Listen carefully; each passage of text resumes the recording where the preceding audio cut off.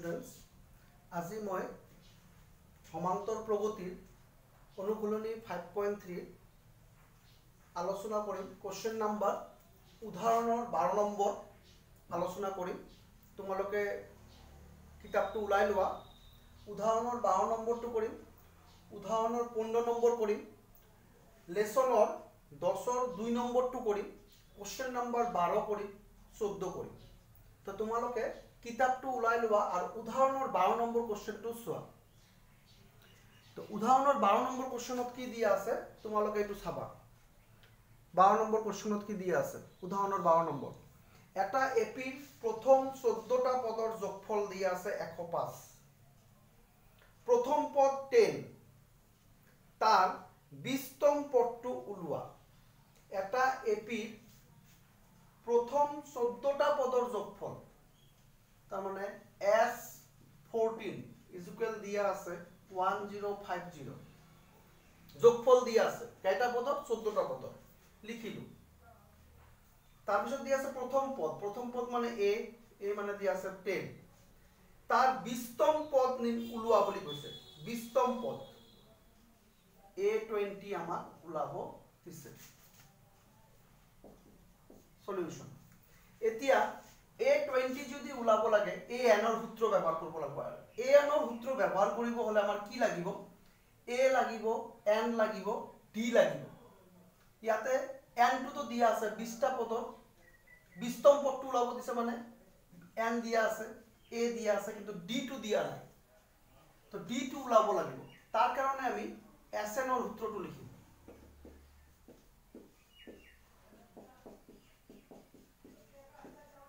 SN ৰ সূত্ৰটো লিখিলো। SN মানে আমাৰ দিয়া আছে S এটো 14 আমি লিখিব পাৰো S14, N মানে 14/2, A মানে 10, N মানে ইয়াতে 14 যোগফল 14টা পদৰ যোগফল দিয়া আছে, N মানে 14, D টো আমাৰ উলাব লাগিব। S14 মানে দিয়া আছে 1050, 7 হ'ব, 20 হ'ব, 13D হ'ব। 1050 by 7, 20 plus 13D, হৰণ কৰিম এটো খাতেদি 1050,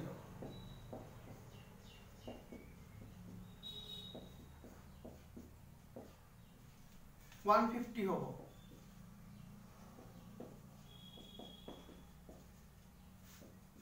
150 minus 20 কৰিম 130 হ'ব। 13 টো হৰণ কৰি দিম, d ওলাই যাব। d ইকুৱেল আমাৰ ওলাই গল 10। আমি কি পাই গলো? d মানে 10 পাই গলো। সো d ইকুৱেল 10 পালো। এতিয়া আমাৰ কি ওলাব লাগে? কৈছে ইয়াৰ পৰা an ওলাব লাগে, A20 ওলাব লাগে। আমি ইয়াতে কৰি আছো। a n ৰ সূত্ৰটো লিখিলো, a plus n minus 1 d, A20, a মানে আমাৰ আছে 10, n মানে 20, d মানে আমি কি পালো? 10 পাইছো। 10 টো বহাই দিলো। 10 plus 19 into 10, 10 plus 190, 200। তেতিয়ালে 20তম পদটো কিমান হ'ব আমাৰ? 200। এটা তো আমাক কি উলাব দিছিল? 20তম পদটো উলাব দিছিল। 20তম পদ বুলি কলে আমাৰ সূত্ৰটো an ৰ সূত্ৰটো a plus n minus 1d, a n আৰু d লাগিব।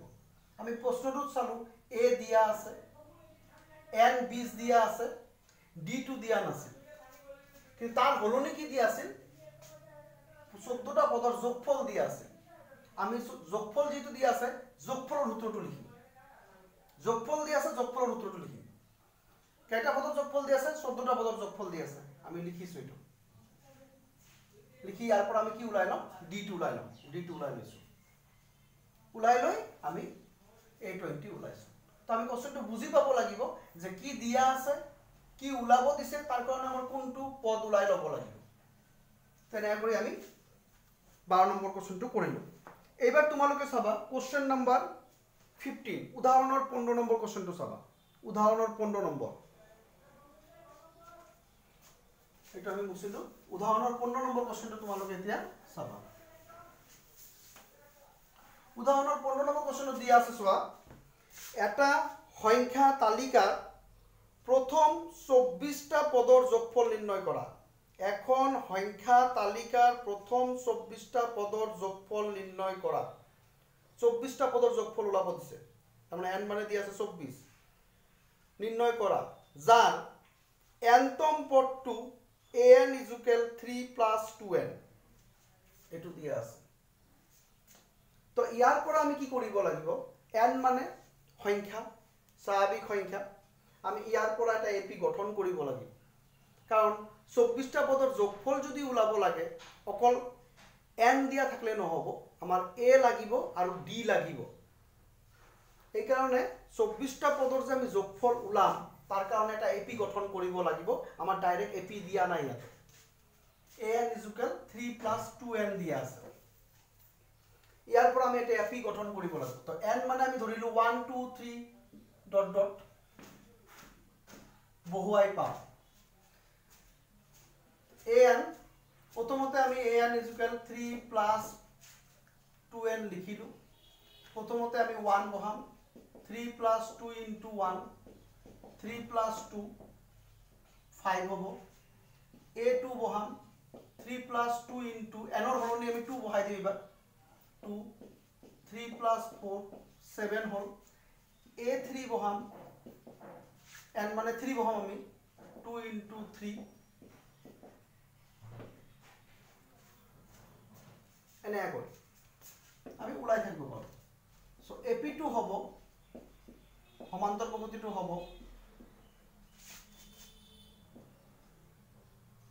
5 7 9 ... তো ইয়াত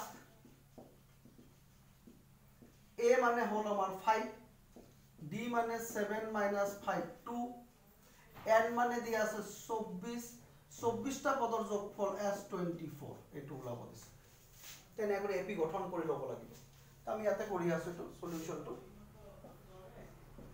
sn = n/2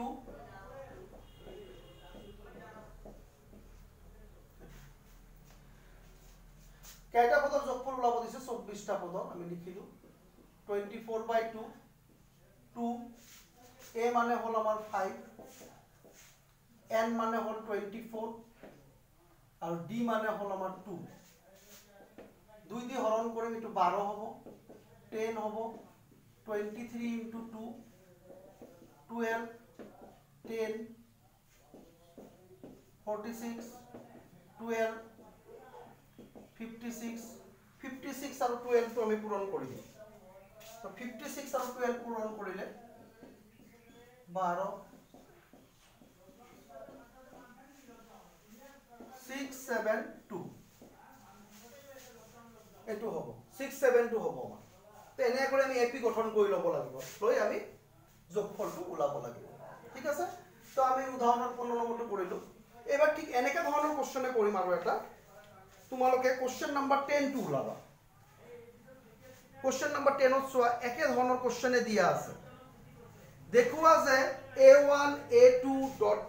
an পদসমূহে এটা এপি গঠন কৰে যাৰ an ক তলত দিয়া দৰে সংখ্যাবদ্ধ কৰা হৈছে দুটা কোশ্চেন আছে এটা an = 3 + 4n আছে এনেকা ধৰণৰ আমি এটা কৰিলো 3 + 2n এটা কৰিলো তো 10ৰ 1 নম্বৰটো তোমালোকে কৰিবা 10ৰ 2 নম্বৰটো an = 9 - 5n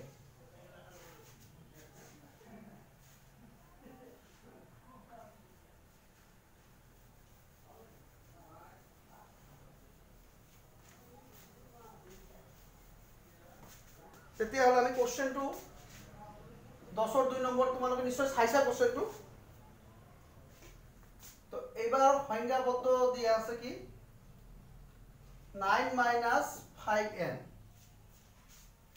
ইয়াৰ পৰা আমি এটা এপি গঠন কৰি লব লাগে তো n মানে আমি কি বহাম স্বাভাৱিক সংখ্যা 1 2 3 তাতে দিয়াই আছে চাবা a1 a2 a3 তাৰ মানে a1 n ৰ ঠাইত 1 বহাই আমি এটা সংখ্যা ওলাব লাগে যেনেকৈ আগতটো কৰিলো তো 3 প্লাস 2 into 1 যেনেকৈ লিখিছিলো এবাৰ এটো 9 minus 5n যিকোনো দিব পাৰে তো আমি এবাৰ 9 minus 5 into 1 বহাম 9 minus 5 4 হ'ব 9 minus 5 into 2 বহাম 9 minus 10 minus 1 হ'ব 9 minus 5 into 3 বহাম 9 minus 15 minus 6 হ'ব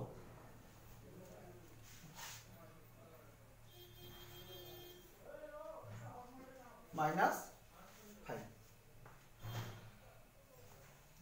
minus 6 sorry minus 6 হ'ব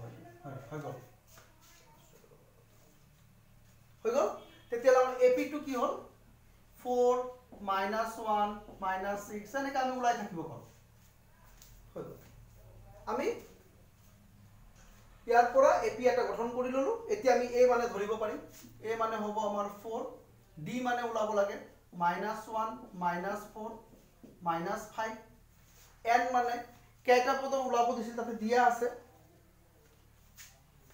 তলত দিয়া আছে প্ৰতিটো ক্ষেত্ৰত প্ৰথম 15টা পদৰ যোগফল ওলাব লাগে 15টা পদৰ যোগফল S15 হৈ গ'ল এইবাৰ আমি S এৰ সূত্ৰটো লিখিম S 15টা পদৰ যোগফল ওলাব দিছে 15/2 2 A মানে হল 4 15 minus 1 D মানে হল -5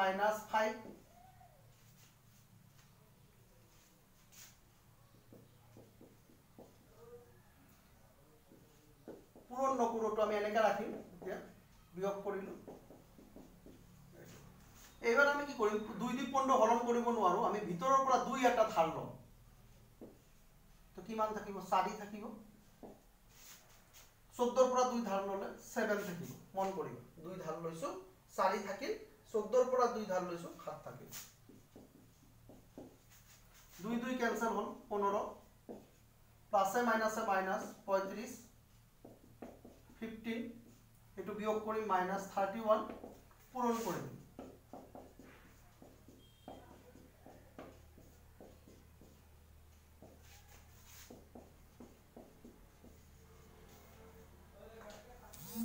-465 এটো ওলাই গল আমাৰ आंसर তেনে কৰি আমি ওলাব পাৰি তো তোমালোকে 10 ৰ 1 নম্বৰ কোশ্চেনটো তোমালোকে নিজে কৰিবা ঠিক আছে এটো আমাৰ গোল তেতিয়া হলে কোশ্চেন নম্বৰ এতিয়া আমি 12 নম্বৰ কোশ্চেনত আহিম এতিয়া 12 নম্বৰ কোশ্চেনটো পঢ়া কি দিয়া আছে কোশ্চেন নম্বৰ 12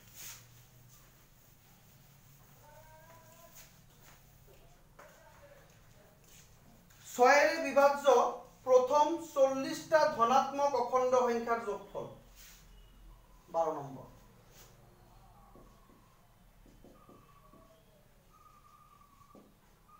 ছয়েৰে বিভাজ্য প্ৰথম 40টা সংখ্যাৰ যোগফল ছয়েৰে বিভাজ্য ধনাত্মক সংখ্যাবোৰ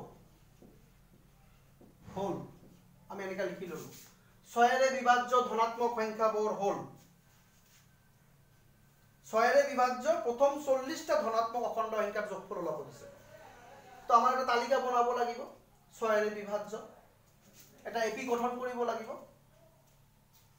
তো ছয়েৰে বিভাজ্য হলে প্ৰথম সংখ্যাটো 6 নিজে হ'ব ছয়েৰে বিভাজ্য নেক্সট সংখ্যা 12 তার পিছত 18 এনে করে আমি লিখি যাব পারো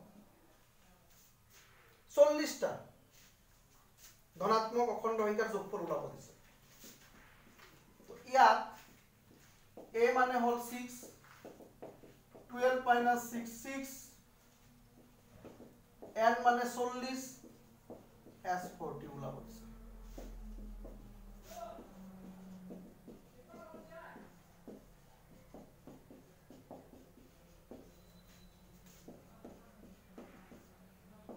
(40/2) 6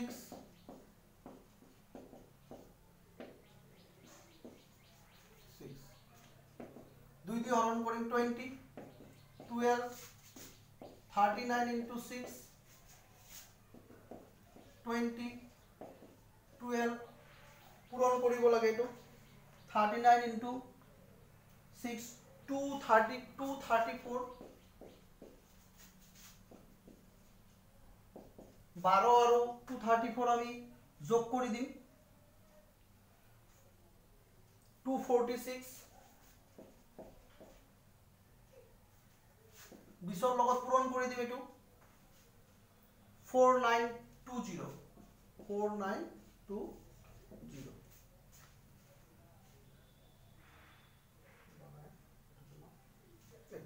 এনে কৰে আমি কৰিব লাগিব ঠিক আছে ঠিক তাৰ পিছত এটা কোশ্চেন আছে 13 নম্বৰ প্ৰথম 15টা আটৰ গুণিতকৰ যোগফল নিৰ্ণয় কৰা আটৰ গুণিতক তো আটেৰে বিভাজ্য সংখ্যা লিখি লবা তোমালোকে প্ৰথম 15টা ওলাব দিছে n মানে হ'ব 15 আটেৰে বিভাজ্য সংখ্যা কি হ'ব 8 হ'ব 16 হ'ব হয় নহয় 24 হ'ব এনেকা ওলাই এপি এটা গঠন কৰি লবা a d n লিখি 15টা পদৰ যোগফল ওলাই দিবা হৈ গল আহা গুৰু বুজি পাইছা এটো আমি এতিয়া নেক্সট কোশ্চেনটো আহো 14 নম্বৰটো 14 নম্বৰ কোশ্চেনটো 14 নম্বৰ কোশ্চেনটো আমাৰ কি দিছে কোশ্চেনটো একবাৰ চাই লোৱা 0 আৰু 50 ৰ মাজত অযুগ্ম সংখ্যাবিলাকৰ যোগফল নিৰ্ণয় কৰা 0 আৰু 50 ৰ মাজত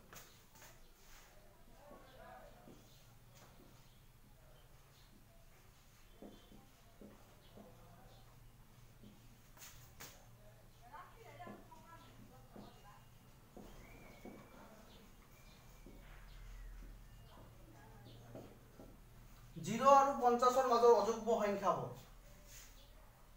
0 আৰু 50 ৰ মাজৰ অযুগ্ম সংখ্যাবিলাকৰ যোগফল ওলাব দিছে এইবাৰ আমাক কেইটা পদৰ যোগফল ওলাব দিছে এটো দিয়া নাই কিন্তু এটা বাউন্ডাৰি দি দিছে 0 আৰু 50 ৰ ভিতৰত আমি এটা এপি আগতে লিখি লম অযুগ্ম সংখ্যা লিখিব দিছে তো 0 আৰু 50 ৰ ভিতৰত অযুগ্ম সংখ্যাবিলাক প্ৰথম হ'ব 1 3 5 7 dot dot আৰ লাস্টত টু হ'ব 49 50 ৰ ভিতৰত ঠিক এইটো তোমালোকক ধৰা পৰীক্ষাত অযুগ্ম নিদি যুগ্ম দিব পাৰে তো যুগ্ম দিলে তোমালোকে এইটো লিখিব লাগিব 2 4 6 8 dot dot 50 এইটো লিখিব যুগ্ম বুলি ক'লে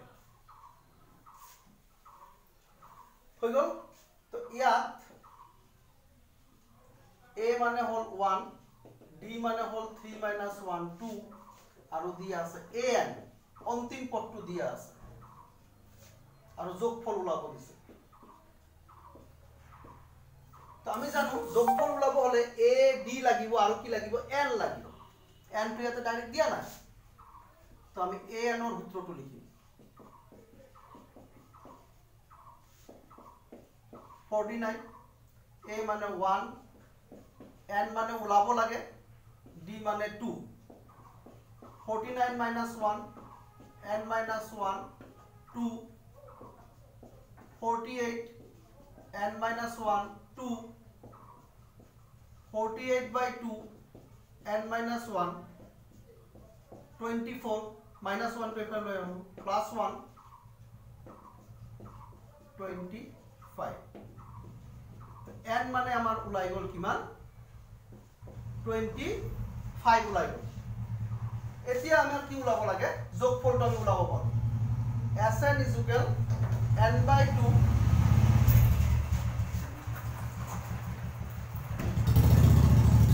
Sn is equal n by 2 twice a plus n minus 1 d আমি এটো লিখিলো 25টা 25 by 2 2 a মানে 1 25 minus 1 d মানে হল আমার 2 25 by 2 দুই কমন ললো আমি এটো এনেকা লিখো 2 into 1 লিখি ললো 24 into 2 লিখিলো এটো লিখিলো 2 দি 25 হৰণ কৰিব নোৱাৰো আমি ভিতৰৰ পৰা 2 এটা কমন লম 2 কমন ললো 1 থাকি গল 24 থাকি গল 2 কমন লৈছো এটো তো 1 থাকিব আর 24 থাকিব 2 2 ক্যান্সেল 25 আর 25 625 এটো তেনে কৰি আমি তো উলাব পাৰি 625 উলাব ঠিক আছে এটো আমি এইটো সূত্র ব্যবহার করিও করব পারো যে তোমার এইটো সূত্র Sn is equal n/2 or a plus l এইটো সূত্র ব্যবহার করিও উলাব পারি 25/2 a মানে 1 l মানে 49 এইটো আমি l বুলিও কব পাৰো 25/2 50 2 দি 50 হৰণ কৰিলে 25 হ'ব 25 25 625 আমি এইটো দিও কৰিব পাৰো যেটো ইচ্ছা যেটো l টো অন্তিম পদটো দিয়া আছে তেতিয়া আমি দ্বিতীয় সূত্র ব্যবহার করিও উলাব পাৰি ঠিক আছে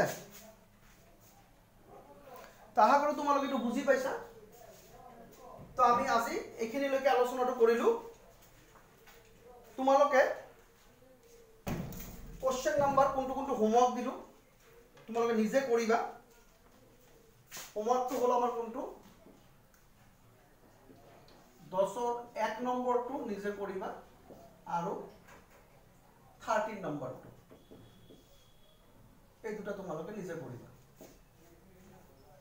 তাহা কৰি তোমালোকে বুজি পাইছা কেনে কৰি আমি যোগফল উলাব লাগে তো নেক্সট ডে আমি আৰু কিছুমান এনেকা কোশ্চেন ইম্পৰ্টেন্ট কোশ্চেন আলোচনা কৰিম নেক্সট ভিডিও তো আজি আমি ইয়াতে শেষ কৰিলো ধন্যবাদ